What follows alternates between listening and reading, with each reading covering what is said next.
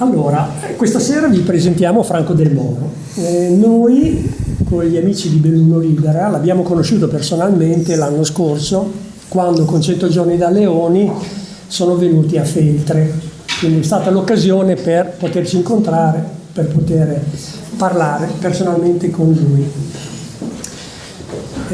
Quindi noi di Belluno Libera a un certo punto abbiamo detto, ma insomma, sappiamo che non abita tanto lontano di qua, quindi abbiamo detto, ma insomma, invitiamo persone che vengono, non so, dalla Puglia, che vengono, perché non dobbiamo invitare Franco Del Moro?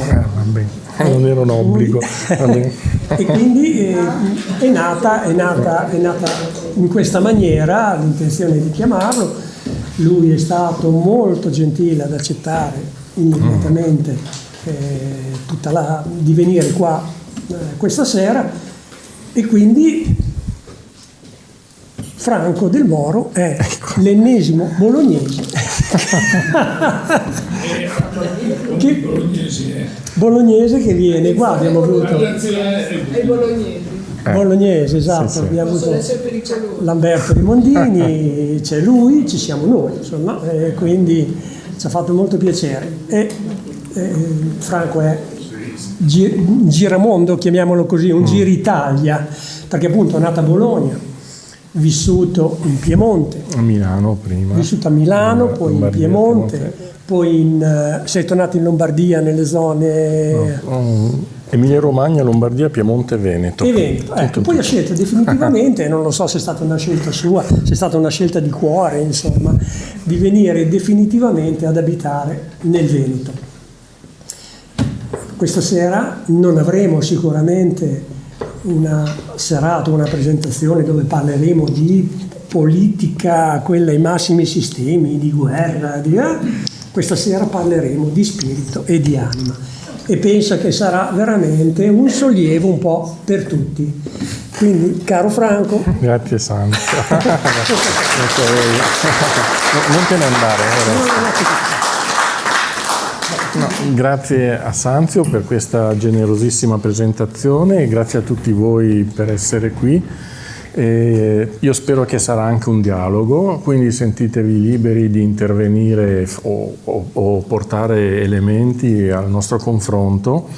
Allora, premesso che è molto facile fare previsioni catastrofiste e vedere come le cose vanno sempre male, quando ero molto giovane avevo anch'io questo vizio, nel senso che guardando il mondo come andava e guardando tutte le catastrofi incombenti, anch'io ero certissimo che il mondo sarebbe imploso a breve.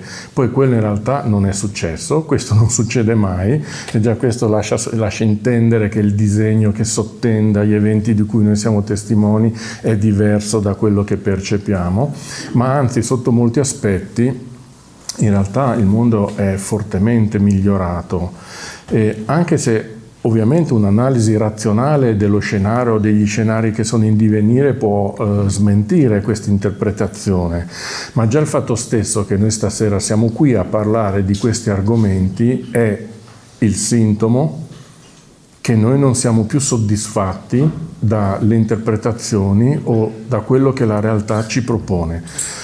Magari è solo un sospetto, magari è solo un presentimento, o magari soltanto una richiesta di senso, cioè di dare senso alle cose che accadono, però sostanzialmente, almeno questo riguarda me personalmente, io non mi sento assolutamente appagato da tutte le analisi che riguardano gli eventi storici. Non che non voglia sapere cosa accade nel mondo, è certamente importante essere consapevoli perché siamo qui, è la nostra realtà, quindi dobbiamo guardarla, ma guardarla con quel tipo di distacco, ad esempio spaccare un capello in 4 in 8, poi all'infinito per dimostrare che sta per accadere questo e quello e quell'altro, lo trovo in realtà una strategia che disperde le mie risorse interiori. E da un certo punto in poi ho cominciato a pensare che il modo migliore per relazionarmi con il mondo, con la realtà, non era più utilizzare i dispositivi prettamente mentali o intellettuali, cioè quindi le categorie storiche, ma utilizzare un senso che viene poi disconosciuto a livello mentale, che è il sentire, che è il senso specifico di quella parte di noi che è in realtà sovrasensibile, cioè è quella parte di noi che comunica alla nostra consapevolezza, ma comunica con un linguaggio che non è di tipo, diciamo, razionale o di tipo logico, spostando il focus dell'attenzione sul sentire, che poi è il senso proprio, diciamo, del cuore, dell'anima. Il mondo appare sotto tutta un'altra veste. Allora, perché ho detto che le previsioni sul futuro io le trovo inattendibili? In realtà quanto più si insiste su una deriva catastrofica del futuro è tanto più il tentativo di far sì che quella profezia si autoavveri, perché fondamentalmente noi attiriamo la realtà con la nostra coscienza, o meglio, non è la nostra coscienza che si deve adeguare alla realtà o che si adegua alla realtà, ma è la realtà che assume la forma che la nostra coscienza ha prima elaborato. Spostando da quest'ottica il modo, l'interpretazione di vedere il mondo cambia completamente anche il disegno futuro. Per esempio, molti pensano che questo sia uno spazio vuoto, che queste siano solo chiacchiere, e ragionare così, che è un approccio tipicamente mentale alle cose, significa non aver compreso che intanto questo in cui noi ci troviamo ora non è affatto uno spazio vuoto né inerte, perché è uno spazio in divenire, in cui tutti noi in qualche modo adesso scambiamo le nostre idee, i nostri pensieri, le nostre energie. Usciremo da qui fra un paio d'ore differenti da come siamo arrivati. Quello che è cambiato non è in realtà il nostro aspetto, il nostro mondo materiale, è cambiata la nostra coscienza, la nostra interiorità. In questo momento noi stiamo elaborando una visione del futuro differente da quella che ovviamente ci viene continuamente proposta, ci viene martellata, e la stiamo elaborando perché, o magari anche per rifiuto, per contrapposizione o per accoglimento o per risonanza, le idee che noi ci scambieremo stasera avranno comunque prodotto un cambiamento. Questo cambiamento, che può non essere visibile, è un cambiamento sul piano della coscienza, e il piano della coscienza è quello che creerà il futuro. Quindi il futuro non sarà determinato, anche se può sembrare azzardato, magari non nei tempi brevi, non sarà determinato dalle forze storiche temporali che controllano il mondo materiale. Ormai sappiamo che hanno in mano quasi praticamente il controllo assoluto del pianeta, ma in realtà perché sono anche loro annaspano. Noi guardiamo cosa fanno loro, ma loro guardano cosa facciamo noi, perché sanno che se noi cambiamo la nostra posizione di vita nei confronti della realtà, la realtà cambia forma, cambia struttura, si riorganizza. Per esempio, immaginatevi come tutto ciò che esiste un immenso puzzle. Per quanto infinito siano i numeri del puzzle, i pezzi, le tessere del puzzle, e noi siamo solo una di queste tessere, ma se manca una tessera, il puzzle è incompleto, è imperfetto. E siccome non esiste l'imperfezione nei disegni del cielo, diciamo disegni a cui noi tutti apparteniamo, voi capite che l'importanza del singolo è determinare se il progetto si compie o non si compie. Quindi nessuno può chiamarsi fuori, nessuno può dire ma io cosa posso fare? Io non conto nulla, non posso fare niente, eccetera. Non è se questo è vero magari sul piano materiale, perché certo sul piano fisico 1 contro 100 non ha molta possibilità di cavarsela, ma le cose importanti non avvengono sul piano fisico, avvengono su una dimensione, diciamo, spirituale, dove non è una differenza di quantità, ma in quel piano della coscienza 1 equivale a infinito. È una differenza di intento.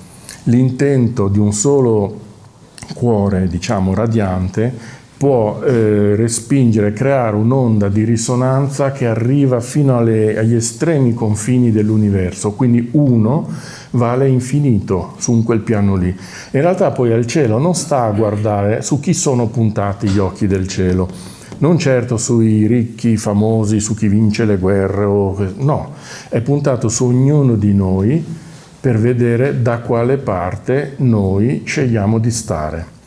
e non c'è una non scelta, cioè o si è parte della cura o si è parte della malattia. Il non scegliere, il fare un passo indietro e dire io mi astengo dall'emettere un giudizio, è comunque una scelta, è la scelta della parte della malattia, è la non scelta che legittima e rende possibili i peggiori disegni del potere, disegni diciamo di quelle forze contrarie all'evoluzione, antievolutive. Sono in realtà quelle forze che apparentemente sembrano dominanti, no? Sulla Terra. Anche in questo momento qua storico, ragionavamo anche prima, tutto quello che i file Epstein stanno rivelando, tutti questi focolai di crisi, di guerra che si accendono continuamente. A me danno anche la sensazione quasi di quella disperazione di chi sta perdendo, diciamo fra virgolette, la guerra.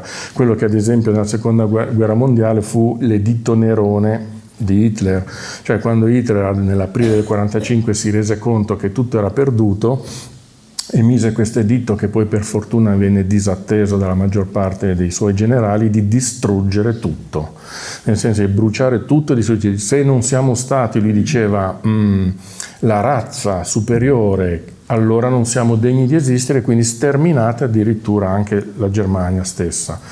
E adesso mi sembra quasi che siamo un po' ritornati un po' in questa posizione, almeno quella forma di potere, quella forma archetipica di potere, perché comunque anche il male è una forza spirituale come quella del bene ed è una forza che evolve e impara dai suoi errori. Ha imparato sicuramente tutti gli errori di quel tentativo che ha fatto un secolo fa di dominare il mondo, che è stata effettivamente una delle stagioni a noi più vicine in termini sia di tempo che di geografia più oscure, di cui nel nostro inconscio, nella nostra memoria storica, le ferite sono ancora presenti, non sono in realtà estinte.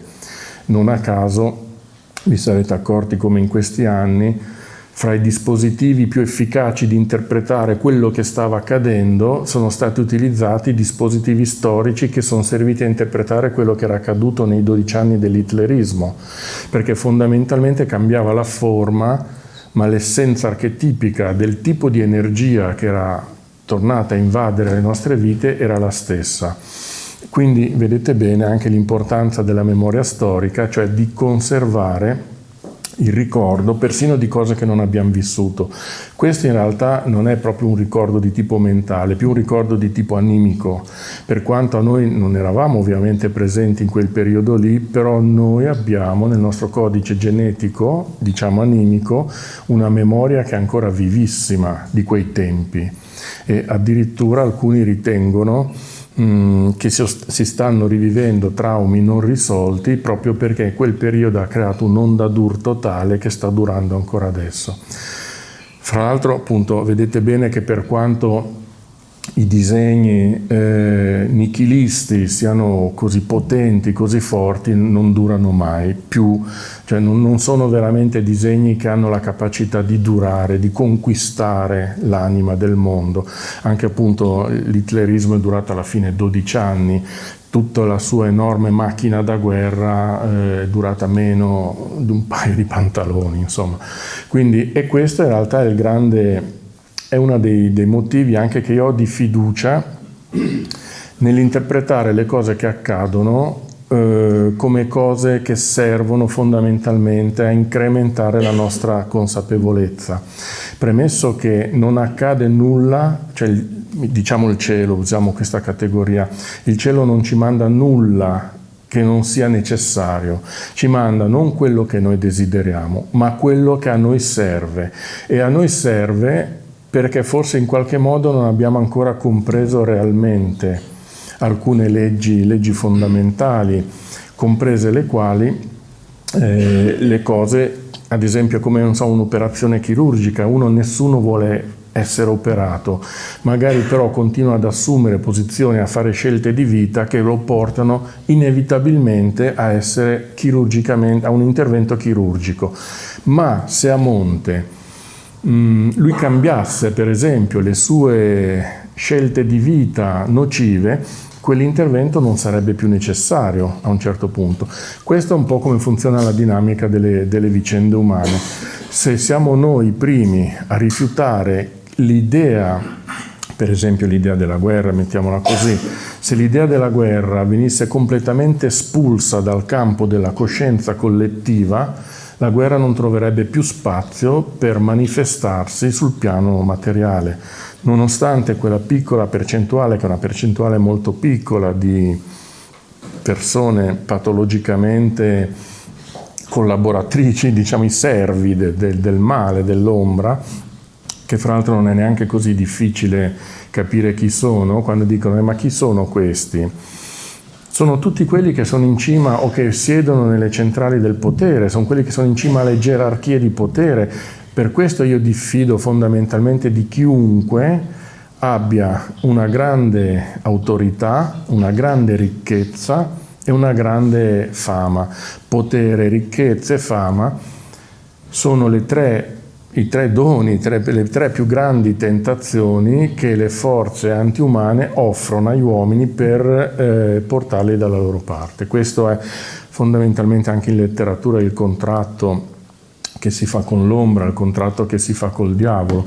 Però mi viene in mente il Mefistofele di Goethe, che sapete Faust fece il suo contratto con Mefistofele, con il diavolo, e però Mefistofele poi disse: quanto più io mi sforzo per portarvi dalla mia parte, tanto più voi andate dalla parte opposta, cioè quanto più io insisto per convincervi a fare il male, tanto più voi venite attratti o riscoprite la forza del bene, come infatti Faust poi, a seguito del contratto, si era in realtà sforzato di elevare la sua anima fino al punto in cui il diavolo non avrebbe più avuto la possibilità di impadronirsene. Questo è un po' il gioco appunto in cui noi ci troviamo ora. Adesso è un momento in cui il male come categoria archetipica sta mostrando il suo vero volto, appunto dopo questa rivelazione dei falli Epstein, che peraltro hanno forse sì rivelato all'opinione pubblica, ma quello che in realtà si era sempre saputo che esisteva. Si è sempre avuto in qualche modo il sospetto che le pratiche legate al potere oscuro fossero di quel tipo. Allora la domanda che mi sono fatta è: perché il diavolo ha voluto rivelarsi in maniera così palese, evidente, dove apparentemente ovviamente ha suscitato una forte indignazione, e perché nonostante tutto nel 2026 siamo ancora qui a parlare di guerre che iniziano, guerre che nascono, focolai, eccetera. La mia impressione è che questa è una strategia che utilizza il male non solo per farci credere che lui ha il controllo del mondo, della terra. È come se dicesse: vedete, voi vi illudete, ma tutti i governi, tutti i politici, tutte le star del cinema, tutti gli uomini che contano sulla terra sono miei servi. Quindi non vi illudete, anche voi non sfuggirete. È un po' questo è il messaggio che io ho interpretato quando ha rivelato questa sua influenza, e anche tutte queste guerre per, come dire, offenderci o per invaderci, per invadere il campo della coscienza, sia con la sfiducia, sia con la rabbia, sia con la paura o con l'indignazione, comunque con tutte quelle che sono emozioni negative. Ogni emozione negativa rafforza il male. Quindi il male userà tutte le modalità e tutte le strategie alla sua disposizione per continuare a mantenere le persone nella palude acida del malessere, anche del malessere interiore. Tutto quello che fa, e fra l'altro anche questo, perché le informazioni o perché il sistema dell'informazione, soprattutto quello istituzionale, è così ossessionato da lacrime e sangue, disgrazie e tragedie, o perché continuamente la nostra attenzione, il nostro flusso di coscienza viene costretto a guardare quella parte dell'essere. È perché in questo modo le persone non utilizzano la stessa energia, le stesse risorse per fare il contrario, per coltivare l'opposto. Ad esempio in montagna, non so, quando anche voi, come anch'io, quando vado per i sentieri, ovviamente, inevitabilmente, lungo il sentiero trovi il fazzoletto di carta, la lattina, la bottiglia, il sacchetto di plastica. Se io concentrassi la mia attenzione soltanto sulla spazzatura che persone diciamo poco educate hanno lasciato sul sentiero, io penserei che le montagne sono una discarica e che sono frequentate unicamente da persone incivili, e se io mi limitassi ad arrabbiarmi per ogni rifiuto che trovo lungo il sentiero, io smetterei con l'andare in montagna, non vedrei, perché poi mi basterebbe alzare gli occhi e accorgermi che le montagne non sono quel rifiuto, che sì, le persone incivili esistono, ma non sono quelle che realmente, non sono neanche le più numerose. Quindi semplicemente raccolgo il rifiuto dal sentiero, lo tolgo e continuo il sentiero, continuo a godere della montagna, continuo a godere della sua energia, della sua forza, nonostante ci siano appunto persone di cui io sono consapevole che ne esistono, perché esistono persone incivili, e nonostante i rifiuti che incontro lungo la strada. Quindi in questo momento ci sono un po' questi due fronti contrapposti, diciamo, in azione, che uno è costituito da persone, come posso dire, che hanno una coscienza radiante, un cuore radiante, persone che non in maniera eclatante, neanche in maniera magari consapevole, ripuliscono il mondo dai rifiuti, dalla spazzatura, con il loro modo di essere, con il loro modo di agire, con le scelte che fanno. E poi c'è un'altra parte di mondo che invece utilizza la coscienza come una discarica e quindi ci scarica tutta la sua spazzatura, quindi riempiono continuamente la nostra attenzione di questi scenari, queste interpretazioni, questa violenza, cioè ci usano come una discarica emozionale, ovviamente, perché poi la risposta emotiva che generano in noi è quella che fa la differenza. Questo un po' ha a che fare con il rapporto che dobbiamo avere, diciamo in senso ampio, con la presenza del male nel mondo. Certo, il male c'è, lo abbiamo anche sperimentato in tempi recenti in maniera molto efficace nelle nostre vite, e anzi abbiamo anche imparato a riconoscerlo, a riconoscerne la presenza, a riconoscere se un evento, una situazione, uno scenario di fronte al quale noi ci troviamo, qual è la sua vera origine. Abbiamo imparato a riconoscerla non con le interpretazioni, con le categorie mentali, con le analisi, ma con il sentire.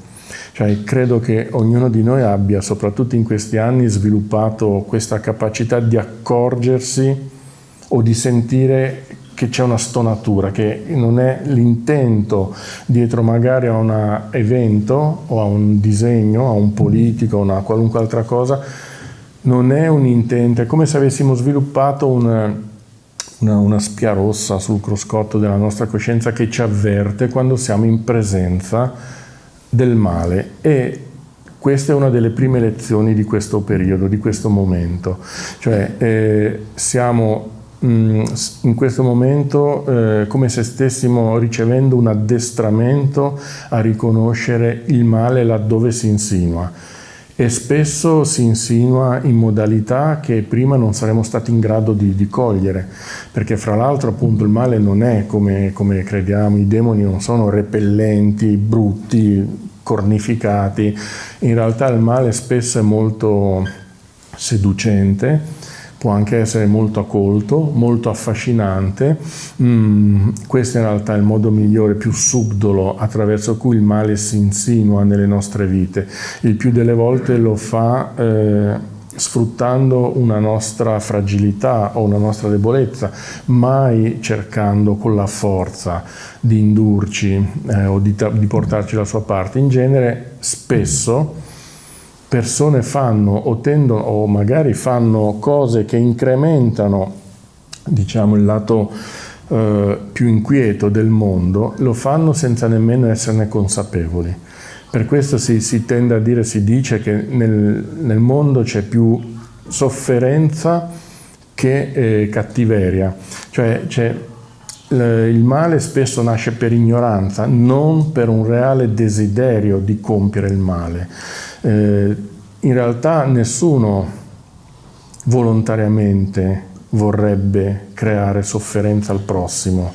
Ripeto, tranne forse una percentuale assolutamente irrilevante di persone che traggono realmente piacere dalla sofferenza che provocano, ma nella stragrande maggioranza dei casi tutti i servitori, solerti servitori delle forze anticoscienza, politici, giornalisti, personaggi influenti, in cima a tutte le cose che contano, in genere non sono consapevoli che quello che stanno facendo è in realtà un incremento del peso del mondo, della sofferenza, anzi la mente è in grado di elaborare alibi molto efficaci per legittimare i peggiori disegni del potere, per una causa maggiore, il male minore per il bene maggiore, la ragion di Stato, la causa di forza maggiore e così via. Ci sono un'infinità di alibi che sono recepiti dalla mente come sufficienti per prendere delle decisioni che poi a conti fatti in realtà creano sofferenza. Quindi c'è molta più sofferenza che peccato. Questo nelle nostre categorie, poi Don Floriano, che so che in sala me lo confermerà, per esempio è il senso di quello che Gesù disse, sappiamo che quello che ci viene insegnato al catechismo, disse: Padre, perdona loro perché non sanno quello che fanno, che vorrebbe dire se lo sapessero non lo farebbero, perché stanno compiendo il peccato senza essere consapevoli. Allora, quando il male, fra l'altro, torna indietro a chi l'ha compiuto, lo risveglia.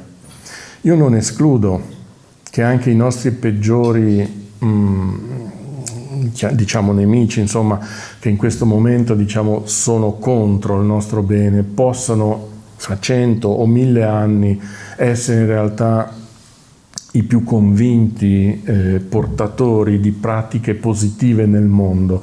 Ne sono assolutamente convinto, perché il giorno che si accorgeranno di quali sono i reali effetti che loro hanno ottenuto nel mondo, nella vita, saranno i primi a dispiacersene, a dolersene. Sembra difficile crederlo, ma in realtà non c'è una persona così cattiva da non implodere sotto il peso delle sue colpe nel momento in cui si rende conto di quello che la sua indole ha prodotto. E questa è la ragione per cui alla fine tutto tende verso il bene, che è il fine ultimo in realtà con cui è creato il mondo, perché l'universo non è stato creato per essere distrutto o consegnato agli inferi o invaso dalle tenebre. Se così fosse stato, ci saremmo già autoestinti alle prime 2 grotte che combattevano per il mammut morto, si sarebbero già eliminate a vicenda. Invece siamo ancora qui, il raggio della nostra coscienza è in continua espansione, discorsi che oggi magari diamo per scontati 20 anni, anche soltanto 10 o 20 anni fa non lo sarebbero stati, e se siamo oggi molto più ricettivi, ad esempio, verso certe categorie dello spirito, è proprio perché gli eventi che sono accaduti ci hanno avvertito, ci hanno fatto che è avvenuto quello che si definisce un po' il risveglio del sé. Il sé si risveglia ovviamente quando si libera da quelle sovrastrutture anche culturali o mentali che gli vengono stampate sopra dalla società o dal mondo.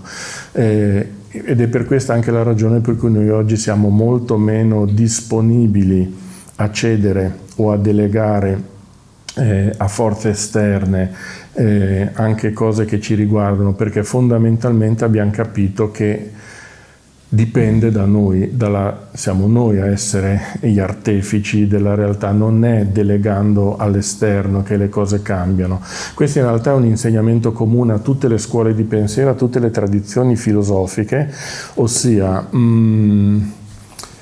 non puoi ottenere la pace nel mondo se la pace non è dentro di te. Sii tu la pace prima di tutto e il mondo poi si allineerà alle tue frequenze.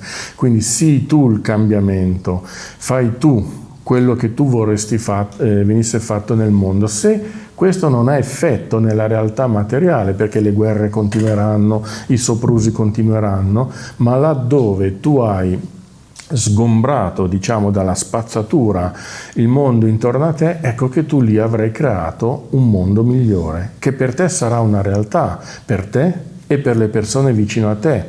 E questo innescherà tutta una serie di leggi spirituali, di reazioni a catena, che è quello che realmente i potenti del mondo temono. Perché per ogni persona, diciamo, che si risveglia, che sceglie di rifiutare il male, attenzione, non ignorarlo, non combatterlo, non affrontarlo, rifiutarlo. Il rifiuto, il respingere, il buttare la spazzatura dal sentiero nel cestino, il rifiuto del male è per il male la sconfitta, per lui irreversibile, peggiore, perché non c'è alcun modo, il male non può in alcun modo convincere una persona a diventare un suo complice se quella persona non glielo consente.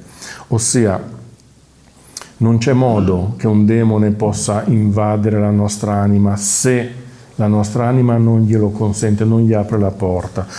Anche questo in letteratura ha una sua ricaduta. Ad esempio, i vampiri possono arrivare solo sulla soglia di casa, ma se la persona che vive nella casa non gli apre la porta e non lo invita a entrare, non ha alcuna autorità su di lui. Questa è una metafora su quello che è il nostro vero potere. Il nostro vero potere è cosa fare della nostra anima, del nostro spirito. Il male non può in alcun modo costringerci se noi lo rifiutiamo. Ovviamente sul piano materiale spesso questo può avere un costo, che noi recepiamo a volte come un costo che non superiore, insomma, a quello che siamo disposti a pagare, per esempio il prezzo della vita. Ma la vita in realtà, da un punto di vista sovrasensibile, è irrilevante, è una manciata di decenni. Per noi che dall'infinito veniamo e verso l'infinito tendiamo, è veramente irrilevante. La perdita della vita fisica, se la ragione, il compenso, cioè la ragione per cui uno decide di perdere la sua vita per mantenere l'integrità del suo cuore, è agli occhi del cielo il vincitore assoluto di questa eterna guerra fra bene e male.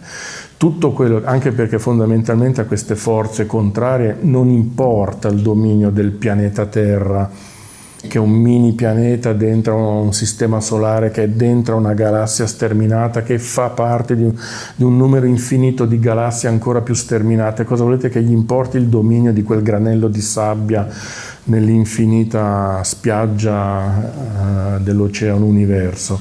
Non gli interessa quello, che poi fra l'altro il controllo materiale è quasi più o meno tutto sotto di loro, i governi, l'economia, le banche, forse finanche le religioni, insomma è già tutto sotto il loro controllo.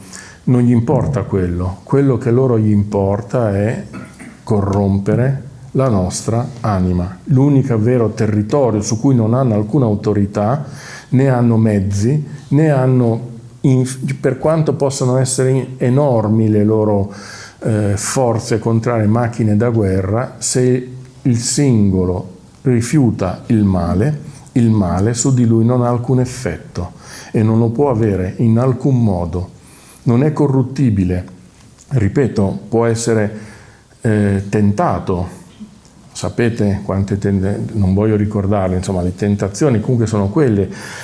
Arriva sulla soglia della nostra anima offrendoci potere, offrendoci ricchezza, offrendoci successo, fama, e molti effettivamente i caratteri forse più deboli cedono a queste tentazioni.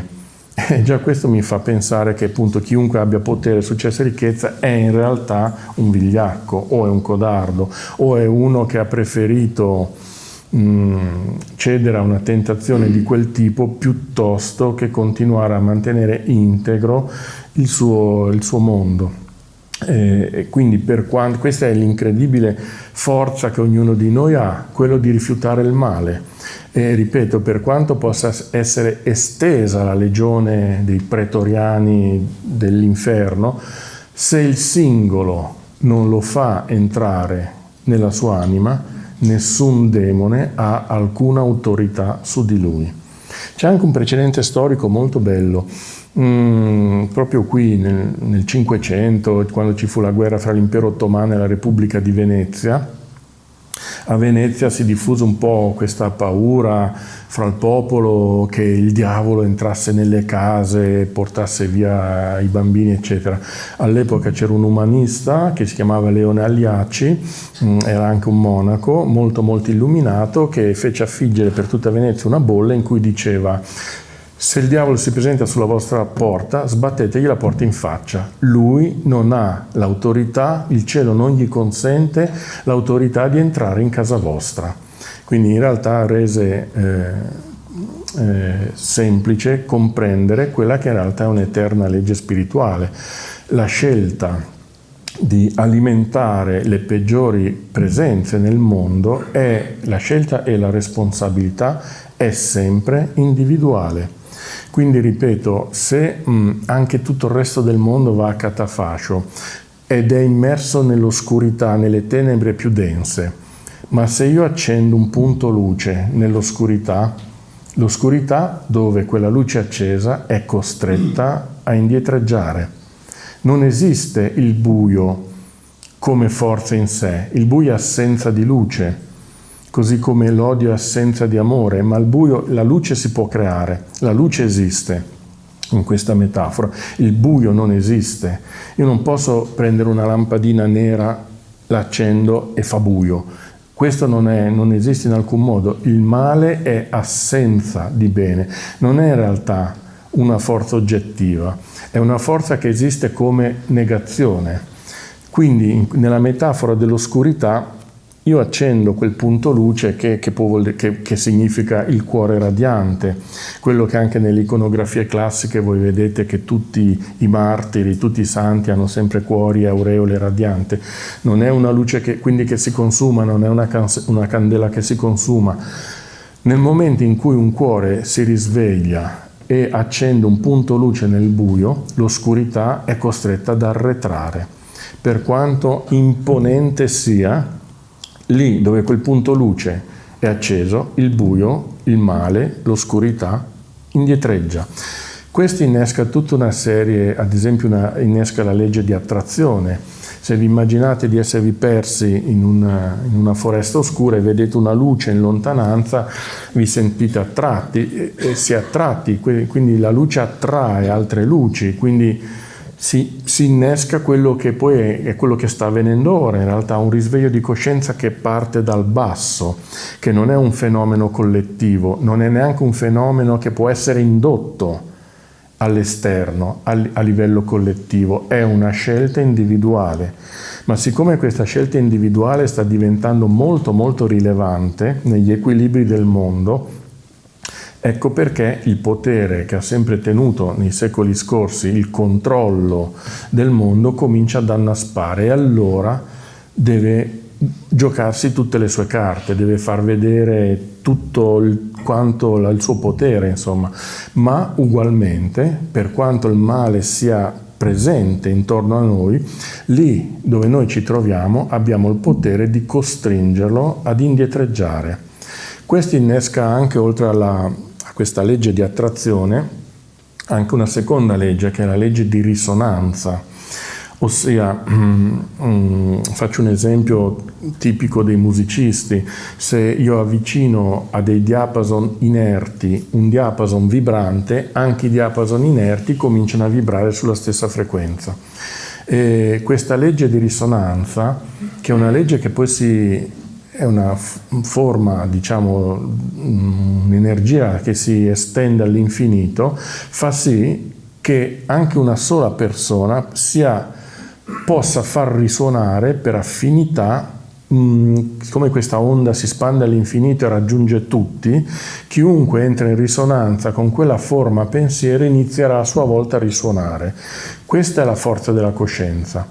Questo che ripeto in questo momento non è uno spazio vuoto, perché noi stiamo plasmando, ognuno di noi in questo momento sta plasmando, sta evolvendo nella sua coscienza interiore, e noi usciremo di qui fra un po' differenti da come siamo entrati, e questa differenza che abbiamo prodotto soltanto così in poche ore ha già cambiato gli equilibri del futuro.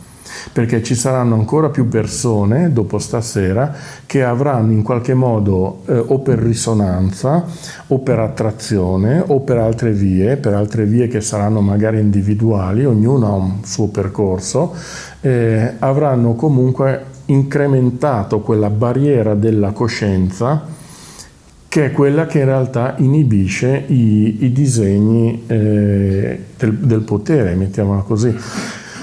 Questa barriera della coscienza è ciò che realmente temono. C'è poi una terza legge, che quella dipende un po' meno dalla nostra volontà, dal nostro libero arbitrio, quella che Roberto Assagioli, fondatore della psicosintesi, chiamava legge di compensazione, che è più, questa è più, diciamo, agisce più su un livello di coscienza collettiva. Allora il male agisce ma su mandato diretto del cielo, il quale gli pone anche un limite, un confine. Gli dice hai l'autorità di agire da qui a qui, ma oltre non puoi andare. Cioè, cominciate a percepire il male come una forza che non ha in realtà, non è onnipotente come viene fatto credere. In realtà il male agisce solo su diretto incarico e su missione, diciamo, del cielo. Quando il male tende a superare il confine che gli è stato dato, quando, diciamo, tende a uscire dalla sua missione, ecco che interviene questa legge di compensazione.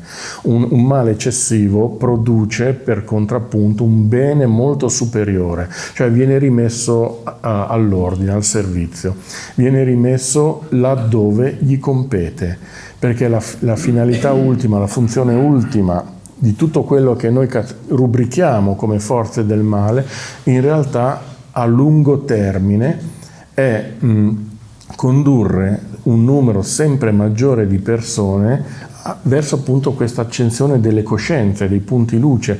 Questa enorme luce sotto traccia è proprio quella che sta invalidando i disegni del potere. Fra l'altro su questa missione, diciamo così, apparentemente irrazionale del male, a me piace molto l'interpretazione che viene data, quella che è la battaglia ancestrale del cielo, cioè gli angeli caduti, gli angeli dalla parte di Lucifero contro gli angeli dalla parte dell'arcangelo Michele, che insomma sono entrati in conflitto perché Lucifero peccò di orgoglio volendosi paragonare a Dio. Questa è l'interpretazione ufficiale, ma ce n'è una che è un po' simile a una favola, che però a me piace di più, che è questa. A un certo punto Dio distribuì gli incarichi a tutti gli angeli, gli disse: allora tu ti occuperai dei mari, tu ti occuperai dei boschi, tu delle montagne e così via.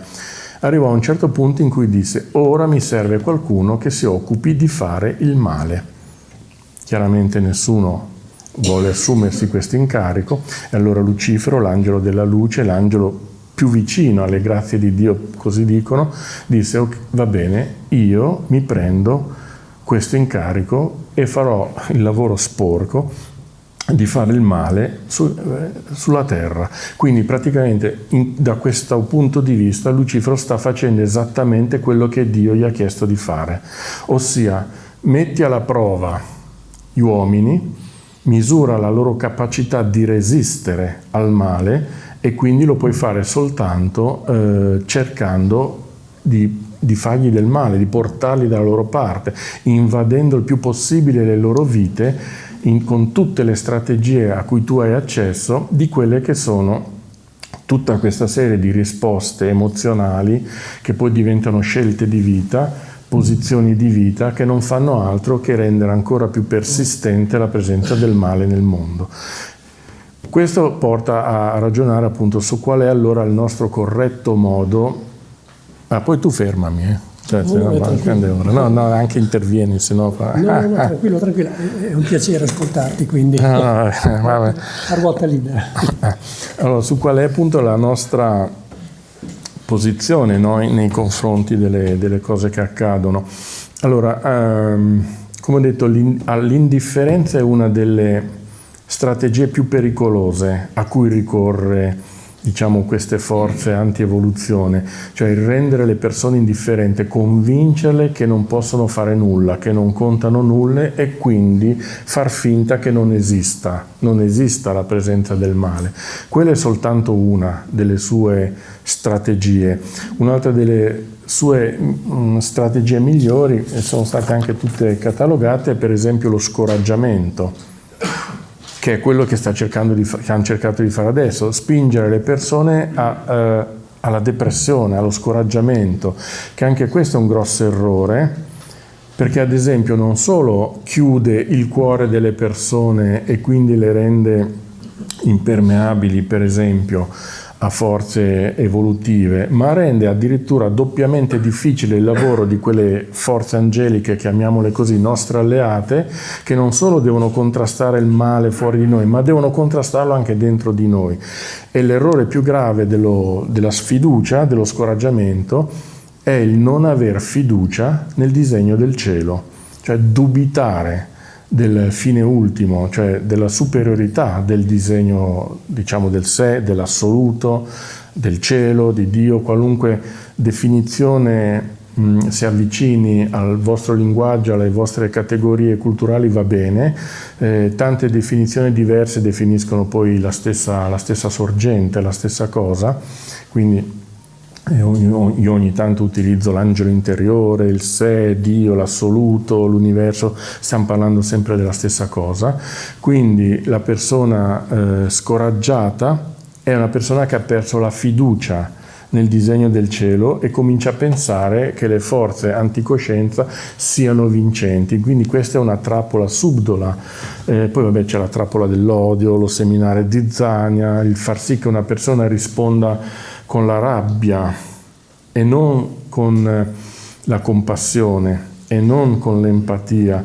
La rabbia in realtà non è nient'altro che un rimescolamento della paura, non è nient'altro che un continuare ad alimentare con un'emozione negativa e quindi in qualche modo a rafforzare, anche senza volerlo, le forze contrarie. Allora, perché metto così tanto l'accento sulle emozioni negative? Perché poi la partita si gioca tutta lì, cioè la risposta del nostro corpo emotivo al mondo è quello che fa la differenza. Sono state, e questo è anche importante, che sono state classificate 9 emozioni negative e 6 positive.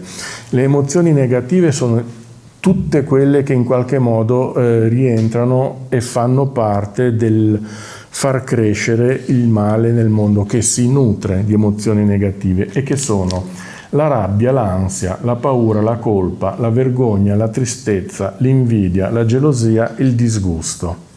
Ogni qualvolta noi cadiamo o comunque veniamo presi da una di queste emozioni negative, noi stiamo in qualche modo avvelenando il pozzo della coscienza, perché poi queste emozioni negative riverberano non solo dentro di noi ma intorno a noi e quindi tendono a rendere sterile sempre di più il mondo intorno a noi. Le emozioni positive, che sono il modo in cui noi riusciamo a sublimare la presenza del male in qualche modo elaborandola, che poi sono la gratitudine, il sollievo, la speranza, l'amore, la compassione, la felicità. Se noi potessimo convertire tutto il campo della coscienza collettiva a queste emozioni positive, istantaneamente finirebbero tutte le disgrazie del mondo. Non ci sarebbero più guerre, crisi, sofferenze, eccetera. Ovviamente questa è un'aspettativa magica, non è possibile convertire la coscienza collettiva e non esiste modo di farlo, nessuno può farlo, e anche pensare, molti interpretano ad esempio il ritorno del Cristo, diciamo così, questa figura metaforica, come arriverà finalmente qualcuno che metterà di colpo a posto tutte le cose fuori posto. Non funziona così, anche perché non si può, in una persona in cui nella sua coscienza non sono ancora nata la consapevolezza di certe forme pensiero, di certe emozioni. Non si può portare di colpo le persone tutte allo stesso livello di coscienza, nemmai anche sarebbe augurabile, perché vorrebbe dire deresponsabilizzare le persone dal suo percorso, dal suo cammino. Ripeto, il cielo, gli occhi del cielo sono concentrati su quello che facciamo noi, singolarmente. Percepite e cercate di vedere come tutto il mondo, tutta la realtà sia una specie di allestimento messo in scena a beneficio degli occhi della nostra coscienza. Questo vale per ognuno di noi. Ti mostro tutto quello che è possibile affinché tu possa scegliere e decidere cosa vuoi far crescere, cosa vuoi trattenere, cosa vuoi che diventi realtà o cosa vuoi invece che venga spinto fuori dal raggio di coscienza. Quindi la corretta interpretazione che io do a questa figura metaforica del ritorno del Cristo, che è in atto, è un fenomeno in essere, è il risveglio del sé individuale. Il Cristo ritorna in ogni cuore che ha scelto di non partecipare ai disegni del male, neanche in maniera passiva, neanche in maniera indifferente. E quello è il terreno, il ritorno di quelle che poi si definiscono forze cristiche, forze angeliche, comunque forze biofile, forze che fanno espandere la vita, fanno espandere la coscienza, che sono in contrasto con le forze necrofile, che sono quelle che vogliono comprimere la presenza dello spirito nella vita, nel mondo, nel sé. E fate attenzione che tutte le nuove derive, mode, diciamo, che stanno in realtà avendo un enorme riscontro nelle nostre vite, tutto quello che riguarda la tecnosfera è un'arma segreta delle forze dell'ombra, dallo smartphone ai social media e soprattutto adesso l'intelligenza artificiale. Tutte queste sono strategie che hanno come finalità ultima il disconnettere il sé, il cuore dalla mente, cioè rinchiudere le persone in quel territorio del tutto deprivato di spiritualità che è la tecnosfera, cioè l'estrema, il transumanesimo, il metaverso, come dire l'estrema artificializzazione dell'essere. Tutte queste modalità qua sono strategie per recidere la connessione fra cuore e mente e spirito. Allora, ovviamente perché fanno questo? Perché la mente è facilmente eccherabile.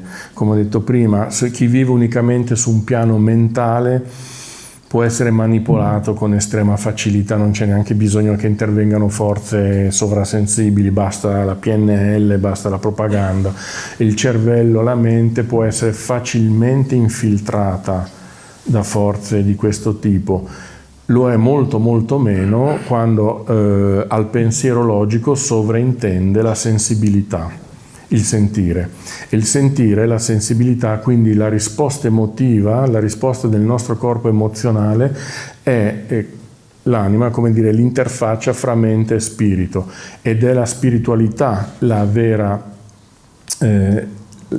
come dire, quella che sovrintende al mondo. Infatti quando una critica che magari ogni tanto mi viene anche rivolta, dice ma la spiritualità è consolatoria, poi guarda il mondo come va comunque, va a finire male, eccetera. Allora questa è una forma molto miope, un po' uno strabismo, di considerare qual è la vera incidenza di quelle forze che definiamo spirituali, che non sono consolatorie ma rivelatorie. La spiritualità serve a smascherare il male, serve a rivelare la presenza del male, perché il male, ripeto, è l'antagonista spirituale del bene. Quindi la spiritualità smaschera i disegni del potere, i disegni della politica. La spiritualità fa veramente cadere la maschera a tutte le menzogne, a tutte le manipolazioni e a tutte le bugie a cui la mente non sarebbe in grado di dare la giusta interpretazione. La spiritualità comunica questa informazione al nostro campo animico, il quale la trasmette alla mente. Allora la mente si orienta su questa nuova visione del mondo. È una visione del mondo, allora sì che la mente diventa utile, diciamo un po' il servo stupido. La mente è quella che può veramente realizzare nella materia le forme, le cose. Lo fa sulla base del progetto che riceve da un'idea superiore. Come dire, il muratore è in grado di costruirti una cattedrale, ma lo fa perché viene in qualche modo guidato da un progetto, da un architetto, da autorità esterne a lui. Allora il muratore è utilissimo. La mente è il muratore con cui noi edifichiamo la realtà materiale. Ma quello che noi edifichiamo nel mondo materiale è quello che la mente riceve come intento dallo spirito. Quindi è questa la grossa differenza che noi possiamo dare come contributo al mondo. Qual è il tipo di intento che noi portiamo nel mondo, nella realtà? Siccome un numero sempre crescente, sempre maggiore di persone si sta cominciando ad accorgere che quello che col nostro flusso di coscienza, col nostro pensiero, è ciò su cui noi focalizziamo le nostre energie, anche le nostre energie interiori, è ciò che acquista rilevanza nel mondo, ecco che voi vi accorgete che chi fino all'altro ieri ha tenuto le redini del potere comincia a sentirsi in difficoltà, perché sempre più menti e cuori sfuggono al suo controllo. Ed è per questo che intensificano questi sforzi continui per cercare di riportarci nel loro dominio. In realtà questa è una battaglia che sanno bene di aver già perso. Lo sforzo ultimo che stanno facendo è di perdere il meno possibile, cioè di mantenere... Allora, questa onda di risveglio che stiamo vivendo da un po' di anni a questa parte è irreversibile. Non può essere invertita. Quando una persona prende coscienza di una realtà, di una verità, quello è un punto di non ritorno. Non potrà più essere convinta a pensare, a ragionare con le stesse categorie che aveva in precedenza. E siccome questa onda di risveglio è in continua e forte espansione, allora il potere sta cercando di fare il possibile per mantenere il controllo di quante più anime o cuori o territorio è in grado di avere.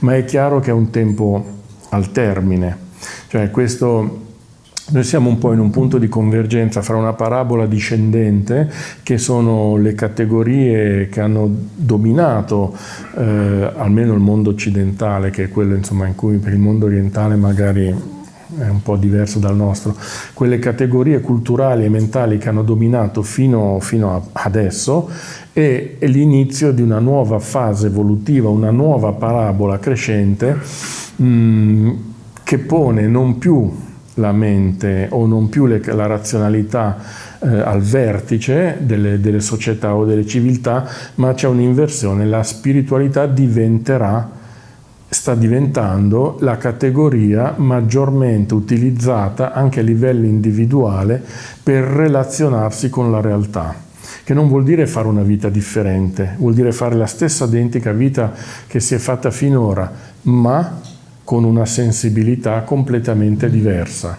Si è molto più incapaci di accettare le storture del male o i ricatti o le costrizioni o le imposizioni. Si è molto più attenti a quello che realmente accade su un piano materiale, certo, ma anche su un piano animico.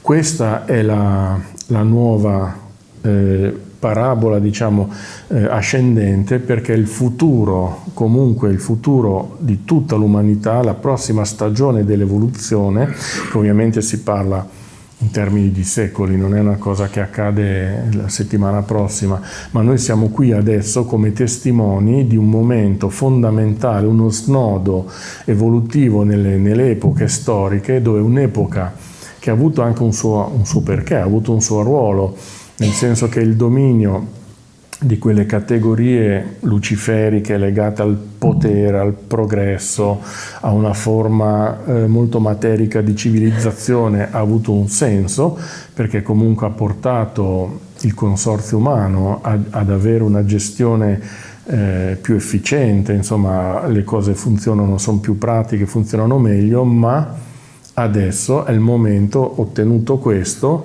in cui l'essere umano come forma cosciente, vivente, complessiva, non ha più bisogno di essere così strettamente connesso al mondo materiale, ma vuole essere molto più consapevole della dimensione spirituale che sottende la materia.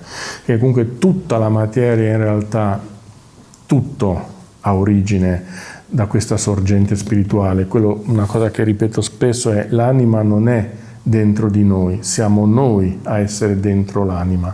L'anima come forza creatrice, biofila, spirituale, è tutto, è in ogni cosa materiale che esiste, assume una forma a seconda della destinazione d'uso. Se lo spirito ha bisogno di creare un fiume, crea un fiume; se ha bisogno di creare un albero, crea un albero; se serve un animale, osserva un'altra forma. Comunque è esattamente la stessa sostanza che crea tutto ciò che realmente esiste.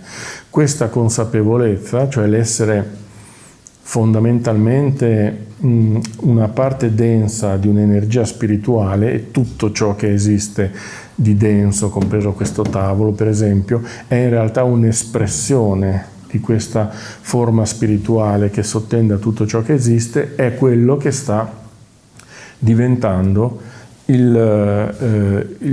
la modalità con cui le persone si relazionano con la realtà materiale, lentamente, sotto traccia, un po' in sordina, però in realtà anche solo, ce ne possiamo accorgere, insomma, anche solo 20 o 30 anni fa c'erano forme molto più grossolane di sensibilità, c'era una sensibilità animalista molto inferiore, c'era una sensibilità ambientalista molto inferiore, insomma c'erano, anche solo in pochi decenni voi vedete come questo raggio della coscienza si è aperto al punto tale che noi non siamo più disposti ad accettare o a essere complici delle sofferenze del mondo, anche sofferenze materiali. Ripeto, nessuno di noi oggi si sognerebbe di buttare la lavatrice rotta in un bosco, cosa che magari una volta era una pratica usuale, quando uno gli si rompeva una roba la buttava. Oggi nessuno di noi si sentirebbe di offendere un bosco buttando i suoi rifiuti. Nessuno di noi trae piacere dalla sofferenza anche di un animale, di qualunque animale. Nessuno di noi in realtà è insensibile alla sofferenza del prossimo. Questa è la compassione. Questa è una dimensione dello spirito, una dimensione dell'essere che è in forte espansione. E siccome la compassione rende impossibile l'essere partecipi di qualcosa che offende il mondo, offende la vita, offende la natura, offende gli animali, e sempre più persone cominciano ad avvertire che loro non vogliono essere responsabili di alcun tipo di sofferenza, anche se poi ovviamente, per come è fatta il mondo materiale, se io taglio l'erba domani faccio un'ecatombe, insomma, in quel prato, per quanto io cerchi di stare attento e avverto sempre anche gli animali, dico: guardate che fra mezz'ora taglio l'erba, quindi quando passo cerco sempre di guardare se c'è qualche ranocchio o serpentello, insomma. Nonostante questo, appunto, il fatto stesso di essere presenti nel mondo ci rende in qualche modo complici in maniera inconsapevole magari di cose che abbiamo fatto senza volerlo o senza neanche saperlo. Ad esempio, quando torneremo a casa lungo la Gordina, noi andiamo sempre a 20 all'ora per il terrore che qualche cervo, come ci è capitato, ci tagli la strada, che è una delle cose che a me farebbe collassare a livello emozionale, sarebbe proprio quello di uccidere un animale, insomma, che sarebbe avrebbe su di me un impatto tale che probabilmente ne uscirei veramente, veramente pesto. Quindi insomma, per esempio, questo tipo, che però ho visto e condiviso da tantissime persone, questo sentimento, questa compassione di non voler in alcun modo essere partecipi di qualunque cosa, scelta, decisione, azione, che procuri una sofferenza, anche una sofferenza, ripeto, non percepibile come la sofferenza di buttare un rifiuto a terra. Insomma, questa è una forma di sensibilità che è molto cresciuta in questi anni e che testimonia che questo processo evolutivo, che è la prossima stagione della civiltà umana, sarà un processo in cui tutte i valori di tipo spirituale prenderanno il sopravvento sui valori di tipo materiale, nonostante appunto gli sforzi che stanno facendo per buttarci dentro l'intelligenza artificiale, per portarci via le cose, per farci del male in qualche modo. In realtà quello non è è un ciclo evolutivo che non può essere sotto il loro controllo, perché fra l'altro era una fase anche prevista, era stato profetizzato che ad esempio in questo nuovo millennio ci sarebbe stato un incremento della presenza dei demoni sulla terra, proprio perché cercavano di impedire questo passaggio, a cui sarebbe corrisposto l'arrivo di una imponente schiera angelica che avrebbe contrastato sul piano materiale questo lavoro contrario, che sono i bambini che stanno nascendo ora. Proprio i bambini, i neonati, quelli che adesso hanno pochissimi anni. Chi di voi ha nipoti o figli si accorgerà che hanno tutto un altro tipo di vibrazione. Arrivano esattamente con questo compito di affrontare nella loro vita, di affrontare e respingere questi continui assalti del male. C'è una grandissima presenza angelica in questo momento sulla terra, ed è proprio questa enorme luce che produce quelle ombre oscure, quindi le guerre, i giochi sporchi del potere, tutti i tentativi di devastare le nostre vite individuali, anche avvelenando l'atmosfera, avvelenando il cibo, avvelenando i nostri corpi, in tutte le modalità che loro studiano. In parte ci riescono, soprattutto ci riescono in chi per l'appunto è convinto di questa supremazia delle categorie fisiche e mentali, per cui in queste persone questi attacchi possono anche avere un effetto anche importante, proprio perché la mente cede di fronte a queste analisi molto razionali della presenza del male. Cioè la mente si lascia facilmente convincere che stiamo andando verso queste catastrofi. La vera protezione, che poi è una protezione anche fisica, è una protezione di tipo animico, è la coscienza che impedisce ai veleni di entrare nel nostro corpo e nella nostra anima. La coscienza che poi è anche azione, può anche essere una disobbedienza, può anche essere un rifiuto, può anche essere nel momento in cui ci troviamo anche nella nostra quotidianità tu per tu con qualcosa che confligge con la nostra visione etica o la nostra visione morale, qualcosa che vuole costringerci a fare qualcosa che dentro di noi sentiamo che è una forzatura della nostra dimensione, della nostra integrità. Ecco che quello è il momento in cui una persona viene chiamata in causa e dire: cosa vuoi fare? Vuoi accettare questo ricatto, questo compromesso, questo contratto, o lo respingi? Voi provate a immaginare se questa forma di disobbedienza assolutamente pacifica, che è semplicemente il dire no al male che bussa alla porta, fosse stata ad esempio la scelta della maggioranza in questi anni qua. Non avrebbero potuto fare nulla di quello che hanno fatto, proprio perché il consenso al male viene dal basso, non dall'alto. Siamo noi. Quello che è mancato ad esempio in questi anni non era la consapevolezza di quello che stava accadendo. La verità era alla portata di tutti, chi voleva trovarla era sotto gli occhi di tutti. È venuta meno la forza di carattere. È venuto meno il carattere. Noi abbiamo avuto un deficit di carattere come popolo e un deficit di carattere a livello di coscienza, che però adesso è un deficit che stiamo correggendo, perché le persone adesso si sono rese conto che la loro resistenza, il loro rifiuto, il loro impedire all'oscurità di avanzare fa la differenza. E siccome, compreso questo, non si torna indietro, e siccome un numero, una massa sempre maggiore di coscienze hanno compreso questo, ecco che voi vedete bene che il disegno che si sta aprendo nel futuro non è quello che viene raccontato a livello giornalistico, non sono le analisi della geopolitica, che quelle insomma si limitano a ragionare su ogni giorno la notizia del giorno, la nuova notizia quella ancora più feroce di quella precedente e così via. Quello che sta realmente riscrivendo il futuro è questo movimento, cioè questa apertura del raggio di coscienza che parte dal basso.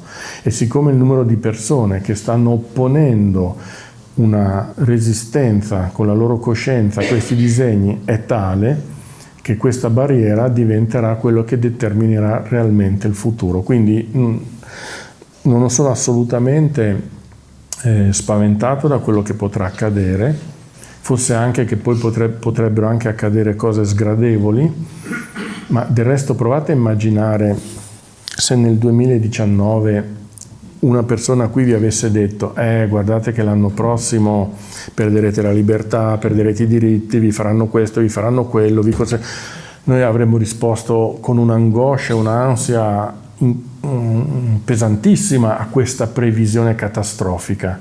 Poi le cose sono realmente successe, sono realmente quelle profezie terribili, si sono realmente avverate, ma noi le abbiamo attraversate, le abbiamo vissute e anzi ne abbiamo tratto vantaggio, ne siamo usciti molto più forti, molto più consapevoli, molto più attenti adesso, cioè ci hanno fatto evolvere a una tale velocità che quello che noi abbiamo compreso in 5 anni, forse ce ne sarebbero voluti 50 o 200 in un altro momento.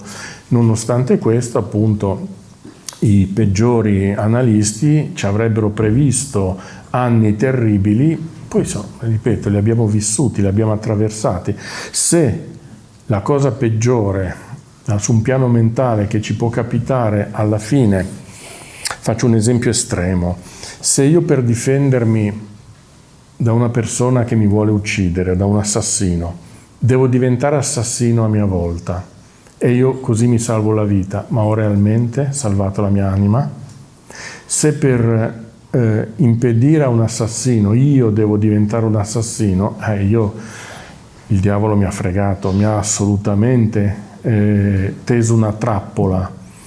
Quindi nell'assurdo, se di fronte al male per sopravvivere io devo usare gli stessi strumenti del male, io perdo questa sfida, questa battaglia. C'è anche Bruno Bettelheim, racconta, che era un psicanalista che era finito in un campo di concentramento durante il nazismo, poi ha sopravvissuto, ha scritto un libro che si chiama Il cuore vigile, un cuore vigile, in cui lui racconta, lui è sopravvissuto perché ha scelto di vivere quell'esperienza utilizzando le sue conoscenze, la sua cultura, quindi come fosse un laboratorio, un esperimento. E lui racconta appunto le dinamiche. Per esempio, persone stimatissime o assolutamente normali nella vita civile, entrando nel campo di concentramento per sopravvivere, slatentizzavano il lato peggiore di loro, cioè diventavano feroci con i loro stessi compagni di sventura, pensando che con la ferocia sarebbero sopravvissuti. Questi sono stati tutti eliminati, uccisi. Mentre invece lui ha notato che persone che arrivavano e sceglievano di non essere in alcun modo complici, di non far parte di quella catastrofe in cui erano caduti, ma anche di continuare a mantenere appunto il loro cuore vigile, la loro umanità integra, molte di quelle persone si sono salvate. Cioè quelle persone si sono salvate non perché hanno contribuito o pensando di resistere al male sono diventati complici del male, si sono salvate perché hanno conservato integra la loro umanità, la loro coscienza, non si sono piegate, ovviamente sapendo che questo gli sarebbe anche costato la vita, ma di fronte a una scelta di quel tipo, e molte di queste persone gli ha detto: chi si è salvato sono persone che hanno attraversato l'inferno senza farsi dall'inferno rivestire, colpire.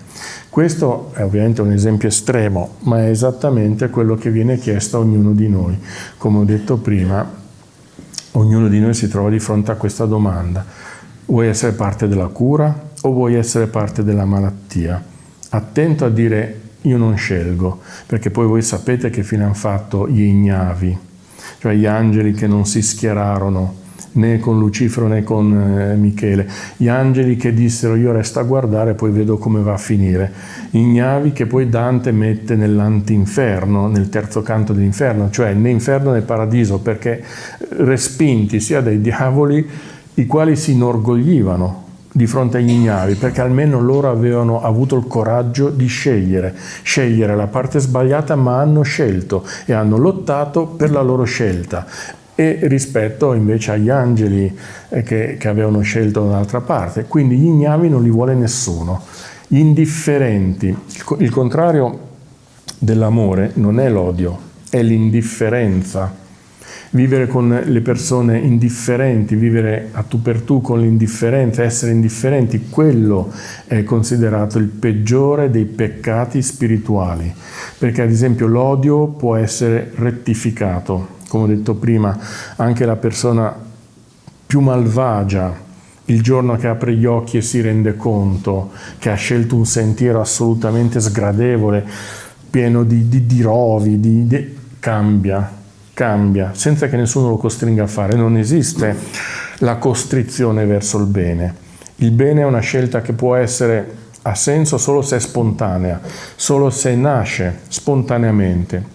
Alcune persone hanno bisogno di sperimentare il male prima di scegliere il bene. Poi fra l'altro noi siamo geneticamente strutturati per essere attratti verso l'armonia e non verso il caos. Anche fisicamente, se qui c'è un cattivo odore, qui un buon odore, io vado spontaneamente verso l'aroma. Se qui c'è chiasso, confusione, frastuono e qui quiete, io vado spontaneamente verso la quiete. Tutti noi siamo attratti dalla quiete emotiva, dall'armonia, dall'equilibrio e dal bene. Nessuno è stato progettato per dire sì, io voglio andare lì che fa schifo, lì dove c'è rumore, puzza, persone orribili. Nessuno è attratto dal male. Ripeto, il male agisce più per ignoranza che per volontà esplicita. E questa è la sua strategia, il mistificarsi. La cosa che dà più fastidio al diavolo è essere visto, essere riconosciuto. Il diavolo funziona molto meglio quando agisce senza essere riconosciuto, quando non lo si avverte. Lui lì ha gioco libero, campo libero, ma nel momento in cui uno lo vede, ecco che spontaneamente va nella direzione opposta. Tutti noi tutto il creato in realtà è progettato, tutte le forme viventi e anche quelle che noi consideriamo immateriali, ma che fondamentalmente la materia è sempre tutta espressione vivente, sono comunque programmate, attratte, fatte per espandere il bene, l'armonia, sono attratte dalla quiete, dal bello, dalla pace, dalle cose armoniche. Quindi il creato è comunque una macchina perfetta che va in direzione dell'armonia, della quiete emotiva, e noi dobbiamo essere consapevoli di questo, e questa scelta dobbiamo tenerla molto molto stretta, ripeto, ogni qualvolta veniamo posti di fronte alla presenza del male nel mondo, che ripeto non va negata, non va rifiutata, non va neanche combattuta, il male lo si costringe ad arretrare espandendo il raggio del bene. Quindi una pratica assolutamente non violenta, assolutamente armoniosa, è quella che ha il maggior successo di ridurre l'incidenza delle forze maligne su di noi. Non è il raggio del male si contrae quanto più noi espandiamo il bene. Nella metafora, ad esempio, del giardino, ognuno di noi ha la responsabilità di un pezzo di mondo che è il suo mondo, che è come fosse un giardino, e che noi possiamo scegliere se farlo diventare un terreno incolto, possiamo farlo diventare una discarica, possiamo lasciare che crescano solo rovi e ortiche, oppure noi possiamo trasformare quel giardino, quel terreno in un giardino, in un luogo piacevole, magari un orto, magari fiori, comunque un luogo che attrae, un luogo che attirerà tutte le forme di vita. Quello è ciò che noi possiamo fare. Noi possiamo creare un giardino dentro a un inferno, cioè possiamo creare un angolo sano dentro a un mondo malato.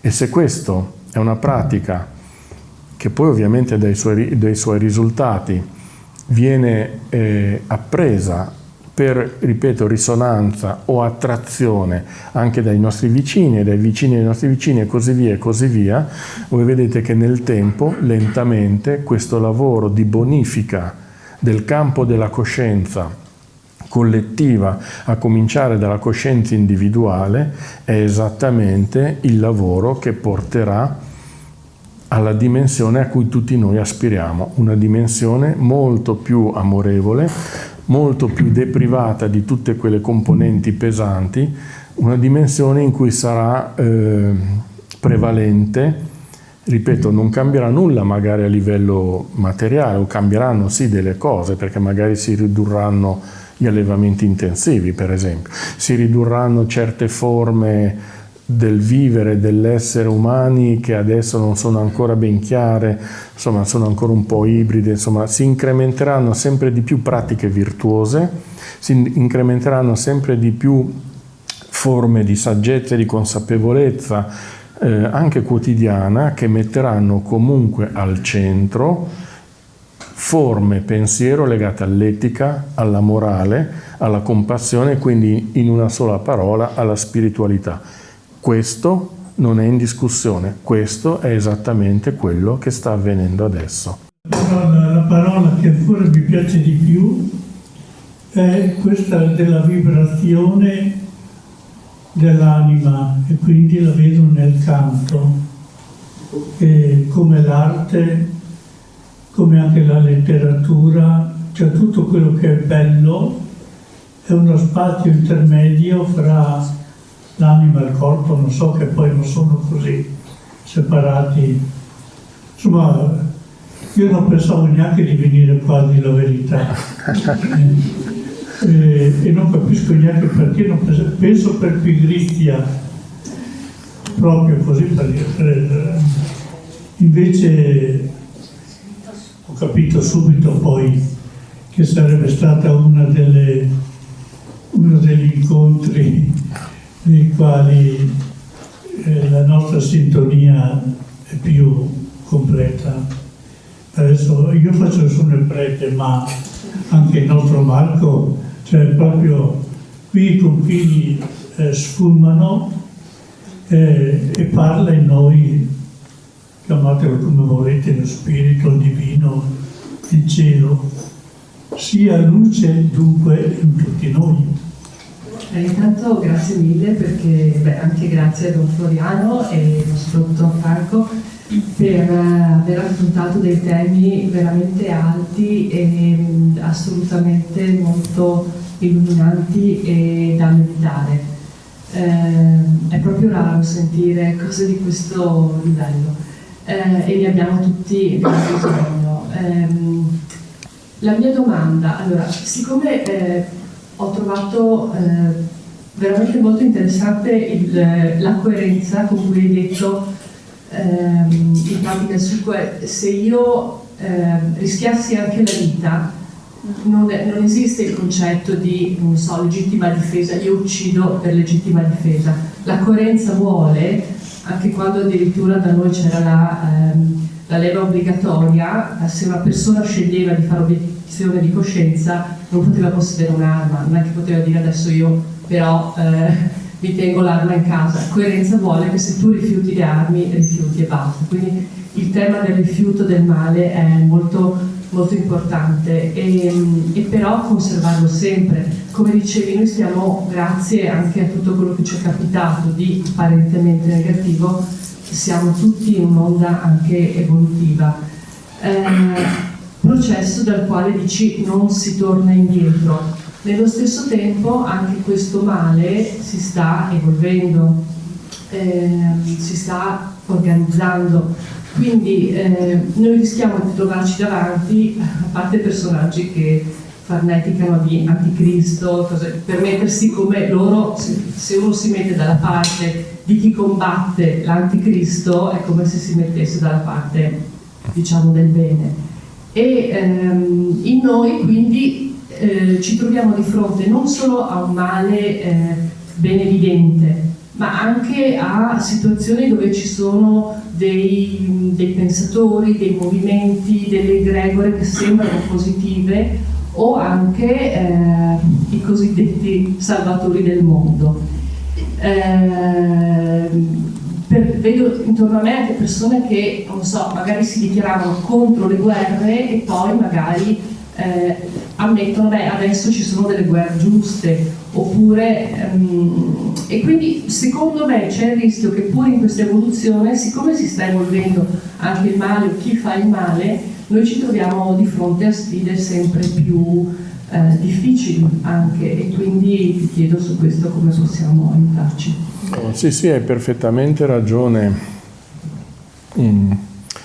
Ad esempio, non avendo compreso il male, adesso usiamo sempre questa definizione, che il risveglio di coscienza non può essere interrotto, sta cercando di gestirlo e lo gestisce proprio in questa modalità qua, creando realtà che sono in realtà dei recinti allargati, facendo in modo che le persone convinte di aver comprese caschino in queste nuove trappole. Perché sì, è vero, è un rischio che abbiamo sicuramente di fronte. È vero appunto che il male ha imparato dai suoi errori. Se per esempio non fa più l'errore di mettere un capo al vertice, un Hitler, che poi si nasconde nel bunker, bombardato il bunker, la guerra è finita, ora è distribuito, ora ha capito che non c'è più un responsabile del male, ha distribuito questa forma pensiero in un numero molto molto più alto di artefici, per cui non ce n'è più solo uno che può eliminare quello. E questo delle trappole nascoste è sicuramente un tratto distintivo di quest'epoca che stiamo attraversando, perché molte trappole sono effettivamente ben camuffate. A me, ripeto, conta sempre l'impatto, l'effetto che poi hanno nella realtà. Intanto l'effetto che hanno su di me. Se tu hai sviluppato una forma di sensibilità, questa sensibilità è la cartina al tornasole che tu hai a disposizione per accorgerti o per sentire quello che sfugge alla mente. Apro una parentesi, le persone ipersensibili sono quelle che stanno peggio di tutte, perché sono quelle che hanno continuamente sofferenza, cioè la sensibilità ti porta effettivamente a vivere più faticosamente delle persone stupide, insomma, che vivono benissimo. Le persone ipersensibili, che poi hanno una definizione anche tecnica che è PAS, persone altamente sensibili, sono quelle che fanno molta più fatica a stare al mondo, perché avvertono le grida del mondo, però sono poi quelle che sono le più resistenti nel senso che sono quelle che avvertono subito la trappola, avvertono subito l'inganno, avvertono subito qual è il sentiero sbagliato. Quindi in realtà la sensibilità è una fortissima difesa contro le manipolazioni e le infiltrazioni del male. In ultima istanza, comunque, quello che importa, quello che conta è sempre il libero arbitrio. Anche tornando un po' alla tradizione religiosa, anche persino al diavolo che perse la sua battaglia. Voi nell'iconografia vedete l'arcangelo Michele appunto che tiene il diavolo fermo col piede, o come diceva Don Floriano alla catena, non lo distrugge, benché sarebbe in suo, potrebbe benissimo farlo, ma lo lascia libero di agire. Lo tiene fermo, non lo trafigge, nell'altra mano tiene a volte una bilancia, che è la bilancia del bene e del male, per cui anche al diavolo non è stata tolta la supremazia del suo libero arbitrio. Cioè è stato cacciato, ma non gli è stato tolta la possibilità di decidere, di scegliere, non viene distrutto, non esiste in realtà giudizio. Nemmeno nei confronti dell'inferno è vuoto, non esiste un Dio punitivo, coercitivo, che condanna, che dà condanne, nessuno viene condannato realmente, nessuno. Veniamo eventualmente posti di fronte alle responsabilità e messi in condizioni di correggerci, correggere gli errori, comprendere più a fondo, ma questa comprensione, questa possibilità di rettificare gli sbagli di cui non eravamo magari consapevoli, è il modo in cui il cielo ci offre la strada per andare nella direzione migliore. Quindi non esiste un luogo di tortura, di condanna, non esiste un Dio vendicativo, non esiste un solo luogo nell'universo che è stato architettato, costruito per continuare a produrre sofferenza. Quindi in questo adesso ho perso un po' il punto della tua domanda. La tua domanda era come possiamo gestire questi scenari che si aprono di fronte a noi. Ripeto, chiediamoci sempre che effetto hanno. Sì, la nostra mente magari può essere convinta, ma il nostro cuore cosa dice? Qual è la risposta che noi riceviamo a livello di corpo emotivo, corpo animico? Questa realtà mi fa star meglio oppure no? Perché poi è tutto lì che si gioca. Questa realtà ha incrementato una dimensione di armonia o sta in realtà creando un'altra struttura che in maniera diversa fa rientrare dalla finestra quello che avevamo cacciato dalla porta? Perché poi è quello che, attenzione, sta avvenendo anche a livello di geopolitica. Noi pensiamo che per contrastare una forza ci vorrà un'altra forza, ma quell'altra forza sarà soltanto il ritorno della stessa forza in una direzione differente. Non esiste un modo di contrastare il male utilizzando delle strutture o dei dispositivi fatti della stessa sostanza. Quindi sì, è una questione di coerenza, sì, è una questione di libero arbitrio, quindi di scelta, di decisione individuale. Il rischio di cadere nella trappola, nell'inganno, e poi ripeto, se è un peccato fatto inconsapevolmente, non è neanche, alla luce della coscienza, non è neanche un vero peccato. Nel momento in cui uno si accorge, spontaneamente si corregge il suo errore. È quello che dicevo prima: quando una persona prende coscienza della presenza del male, spontaneamente si rivolge in un'altra direzione, compreso il malvagio. Anche la persona più feroce, quando avverte, e prima o poi lo avverte, perché fondamentalmente è solo questione di tempo, ma è un traguardo che l'anima, tutte le anime vanno in quella direzione. Qui utilizzo sempre un'altra allegoria, che è quella del cerchio, che ha un numero infinito di punti sulla circonferenza, ma ha un solo centro.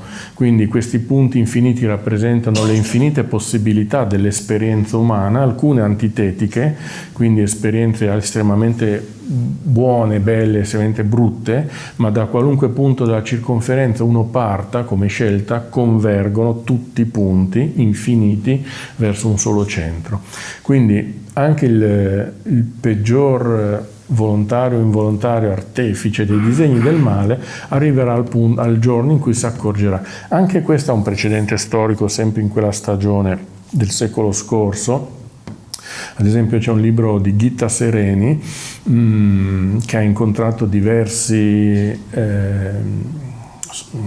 protagonisti del nazismo, fra cui Albert Speer, ma in particolare uno dei due unici comandanti di campi di sterminio sopravvissuti, non concentramento ma di sterminio, che era Franz Stangl, e che in un libro, lui poi era stato ovviamente imprigionato, ha raccontato il percorso che lui ha seguito, di cui era consapevole, profondamente a guerra finita risvegliatosi su quello che aveva fatto, anche contrito dal peso delle sue colpe.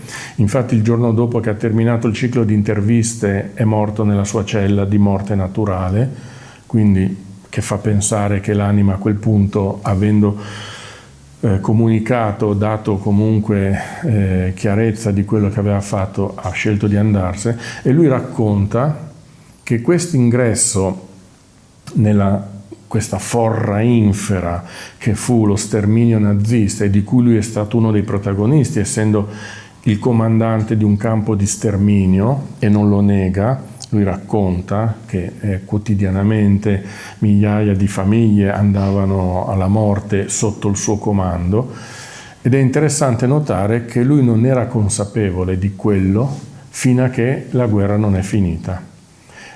Sapeva ovviamente cosa stava facendo, ma non lo avvertiva a livello di compassione, perché oggi la chiameremo l'egregora, diciamo la forma pensiero che si era strutturata in quegli anni, giorno dopo giorno, aveva convinto, fra l'altro uno dei popoli con il più alto tasso di civiltà e di cultura, il popolo tedesco, lo aveva convinto a fare quello che poi ha fatto. E lui lo racconta come non era consapevole, perché faceva parte di una dimensione di potere che in quel momento era vincente, di potere che in quel momento di cui lui si sentiva far parte, quindi lui sentiva di far parte di qualcosa di più grande, di qualcosa di cui si sentiva, fino a un certo punto si sentiva anche onorato di far parte.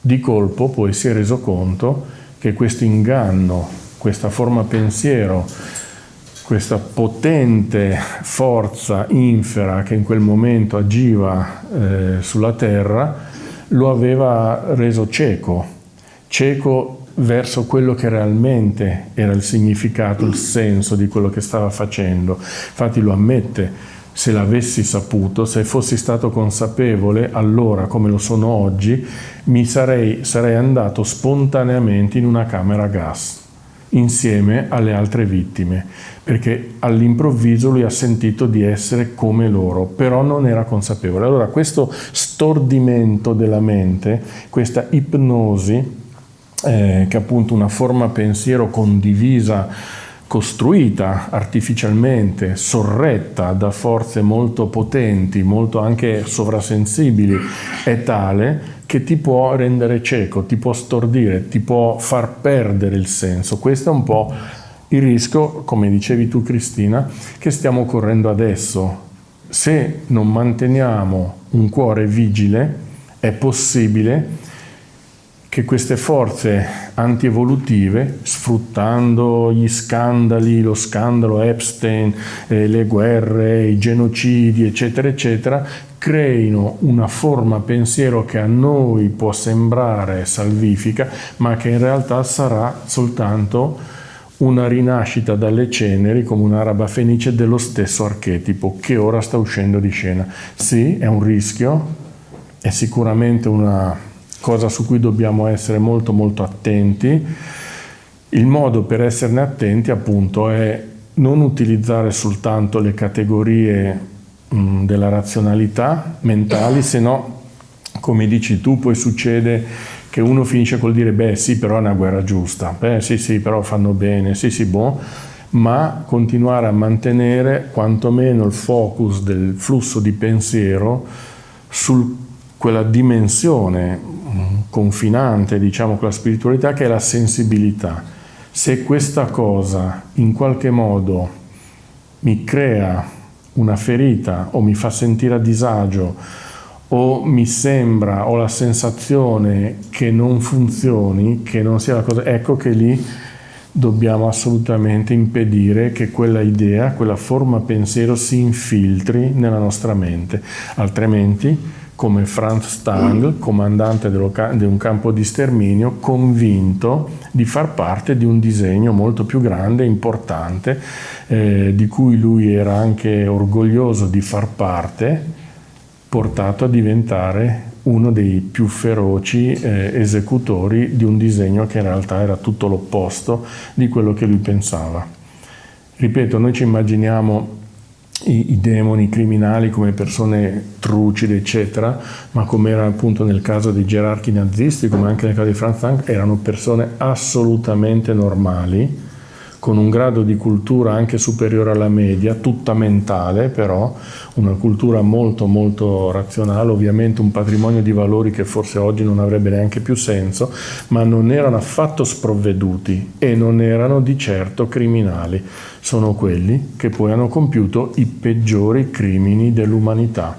Reato che fra l'altro non esisteva fino al processo di Norimberga. Il crimine contro l'umanità è un reato che è stato coniato apposta per giustificare quella stagione, i cui effetti, la cui onda d'urto nell'inconscio collettivo perdurano ancora adesso, ed è questo che abbiamo avvertito in questi anni, cioè la presenza di un archetipo, di una forza totalmente nichilista dietro a quella che era la nostra vita ordinaria, la nostra vita quotidiana. Siamo stati veramente molto vicini, a tanto così da ricreare le stesse condizioni che erano quelle che negli anni 20 del secolo scorso hanno consentito a questo archetipo di agire sulla terra, creando la devastazione dell'hitlerismo. Siamo stati a tanto così da riaprire la porta a quel demone,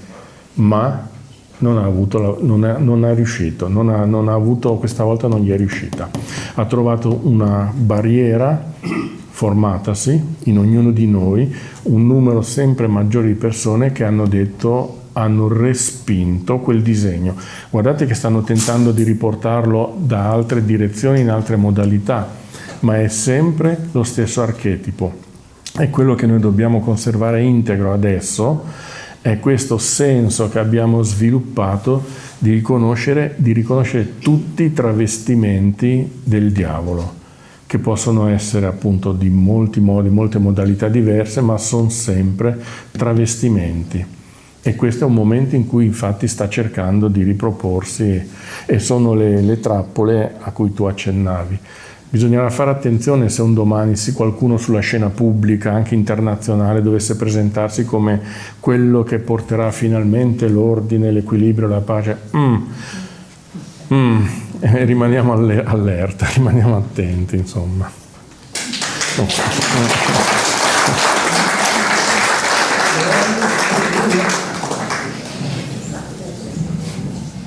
Due cose. Una che ha parlato di nuovi nati, che saranno quelli di luce. Però la mia preoccupazione qual è?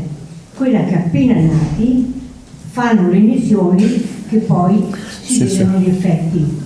Ma lo sapevano già, prima di arrivare. Sono corazzati.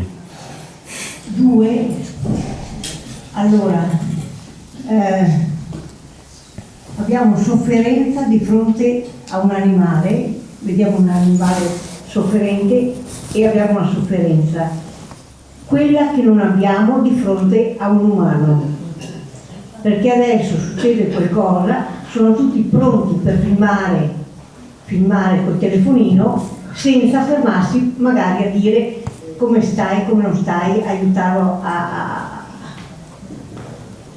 E questa sera ho parlato con una persona che è un politico, non so se si è tolto o meno, ma comunque inizialmente era un politico, e le ho chiesto, ma attorno a lei, quelli che vivono con lei, i suoi contatti, come sono, come si comportano? Con indifferenza, mi ha detto. Ecco, è una cosa che lei ha già parlato più volte e io volevo dire questo. Grazie, bellissima riflessione. Allora, per quanto riguarda la prima, è vero, tutti questi tentativi di avvelenare fin dalla nascita, ma così mi è stato detto, io lo riporto, i bambini che nascono ora sono già strutturati per essere immuni, perché sapevano in partenza che andavano incontro a questo. Quindi in un modo o nell'altro hanno questo scudo aurico, questo scudo animico, per cui se magari a noi certe terapie ci avrebbero fatto un effetto nocivo, a molti di questi bambini non fanno niente, perché erano già strutturati sapendo che sarebbero andati incontro a questo. Comunque sì, è vero, queste sono pratiche che hanno come scopo ultimo annichilire la dimensione animica dei bambini, però appunto i bambini di adesso, che arrivano adesso, sono veramente, veramente una razza superiore angelica, cioè sono specialissimi. Non so se qualcuno di voi lo conferma, almeno io vedo fra i figli degli amici, i bambini, eccetera, mamma mia, ci danno veramente la birra, insomma. Sono arrivati apposta. Era prevista questa cosa, ne aveva parlato già Steiner un secolo fa, avrebbe detto che col nuovo millennio si sarebbero incarnati contemporaneamente sulla terra schiere luciferiche e schiere angeliche per confrontarsi su quello che è questo momento storico. E quindi è così. Per quello che riguarda l'insensibilità di cui lei parlava, cioè questa cosa del telefonino che le persone si fermano, sì, è vero, in effetti può essere effettivamente così, ma in realtà non esiste una persona che sia veramente indifferente di fronte al dolore e alla sofferenza. E anche quelle che pensano magari in prima istanza adesso faccio un video e così, ma chiunque, in realtà è un istinto naturale che noi abbiamo. Il nostro primo istinto quando vediamo una persona in difficoltà, per la stragrande maggioranza di noi, è fermarci, aiutarlo. È quello che ci viene naturale, ad esempio nei momenti delle catastrofi naturali. Voi vedete come si sviluppa, senza che non venga chiesto, senza che non venga imposto, si sviluppa immediatamente una solidarietà dal basso. È la risposta istintiva della nostra natura angelica. Nei momenti di traumi, di tragedie, di disgrazie, noi ci mettiamo spontaneamente al servizio dei nostri simili. È quando magari finisce la catastrofe che si torna indifferenti, si torna nel qualunquismo, ma nei momenti veramente importanti tutte le persone si sentono di offrire spontaneamente il loro aiuto per aiutare o per essere insieme, uniti, per fare una cosa, affrontare insieme un travaglio, eccetera. Questa è la risposta istintiva e naturale di ogni creatura. Le devianze, come magari l'essere indifferenti, l'essere insensibili, sono devianze superficiali indotte da quella sovrastruttura culturale che adesso si sta fortemente stampando sulle coscienze delle persone. Ripeto, deriva da queste trappole nascoste. Tutto il progresso tecnologico in realtà è uno dei doni, viene proprio interpretato così in certe categorie, sono i doni del diavolo agli uomini, sapendo che gli uomini cadranno in questo abuso della tecnologia, in questo abuso di queste opere, è il modo in cui è una delle strategie per la corruzione dell'anima. Quello è la forma pensiero che viene stampata in questo momento sulle nostre coscienze.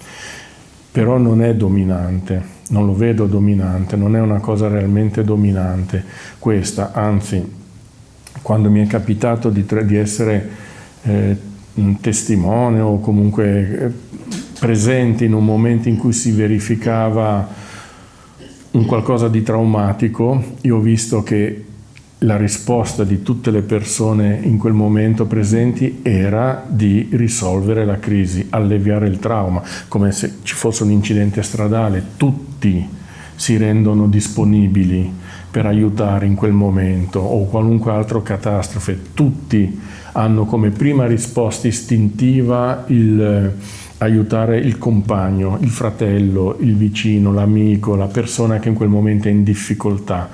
Quindi noi non abbiamo, ripeto, noi non siamo mai stati progettati con un DNA che comprendesse il male. Il male è esterno a noi, quello che è in noi è quello che noi non abbiamo respinto perché non ce ne siamo resi conto, perché la cultura magari ci ha sviato, perché in altri modi è riuscita a trovare una porta d'accesso dentro di noi, ma qualunque persona nel momento in cui avverte questa influenza, questa presenza nel suo sé, qualunque persona lo espelle, la respinge.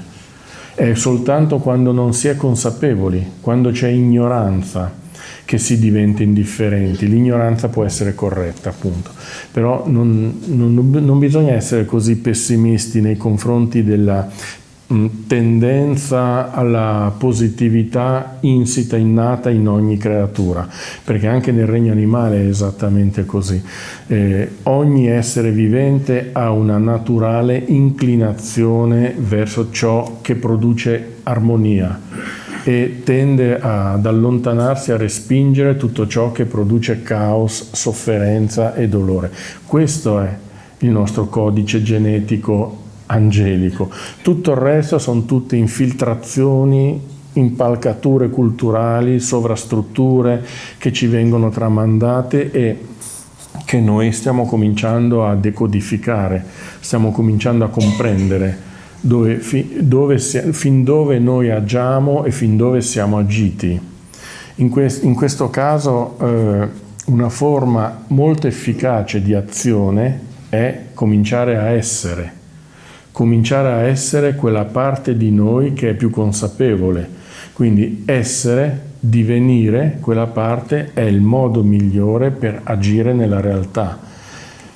Quando una persona fa questo, garantisco, non si ferma a filmare con lo smartphone quello che sta a terra, magari sofferente, così non è quella la cosa che accade.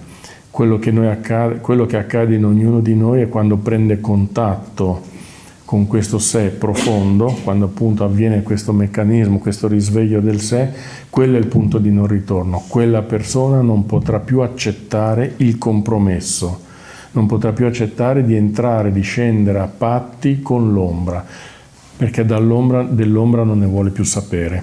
Questo è una cosa che trasforma la vita quotidiana. Ripeto, non cambia la struttura della civiltà. Molti dicono dobbiamo costruire un sistema, una civiltà nuova. No, dobbiamo tenere il meglio della civiltà, migliorare quello che è migliorabile e continuare a fare esattamente la vita che noi conosciamo come sappiamo, senza cambiare nulla, se non espellendo tutte quelle parti della civiltà e della nostra vita reale, della nostra vita quotidiana, che in qualche modo collaborano o alimentano quella parte di vecchio mondo di cui noi adesso non abbiamo più bisogno, e che è quella parte di vecchio mondo che fa soltanto ulteriore caos e disordine.